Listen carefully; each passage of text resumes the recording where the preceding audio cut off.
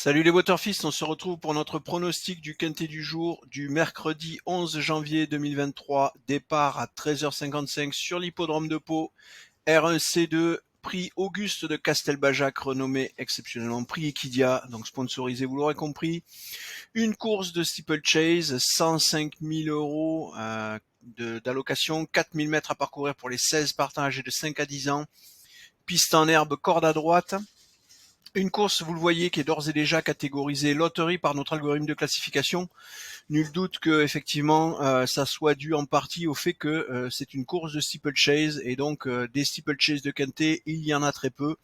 Et donc là-dessus, nos algorithmes ont plutôt tendance à être fébriles. On va aller tout de suite voir dans tous les cas cette première sélection de 8 chevaux. Sélection, je vous le rappelle, qui peut être amenée à évoluer jusqu'à 10 minutes avant le départ de la course pour tenir compte des éventuelles modifications de paramètres qui sont en mesure d'affecter les performances et les prédictions plutôt de nos algorithmes. Alors, le premier cheval de cette sélection, c'est le numéro 6, AEG, qui est donné avec 10,69% de chances de terminer premier.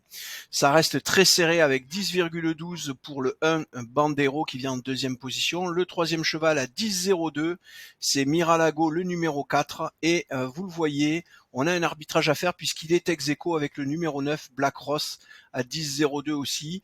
Donc, à vous de voir si vous partez sur 3 chevaux. Sachez que le 4 et le 9 en troisième position sont tous les deux ex aequo. Ce qui nous fait donc en 3 chevaux 31%, c'est-à-dire moins d'une chance sur 3.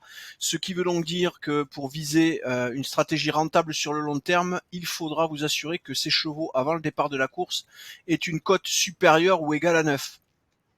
Si c'est pas le cas, à ce moment-là, vous jaugerez de votre appétence au risque et déciderez ou pas de prendre quelques risques pour aller jouer ces chevaux. Cinquième cheval de cette sélection, vous le voyez, c'est le numéro 8, Fou d'Hélice, qui vient avec 9,89. Vous l'aurez constaté quand même, hein, on est passé de 10,69 à 9,89 sur 5 chevaux, donc c'est très très serré. Raison encore une fois qui explique le pourquoi du comment de cette classification en course loterie. 6,70 pour le septième cheval, le numéro 3, Premier Vert, suivi du numéro 2, Gage de réussite, avec 5,91 et 5,27 pour le dernier cheval de cette sélection, le numéro 12, Gino Dino. Je vous répète donc notre sélection de 8 chevaux pour le moment.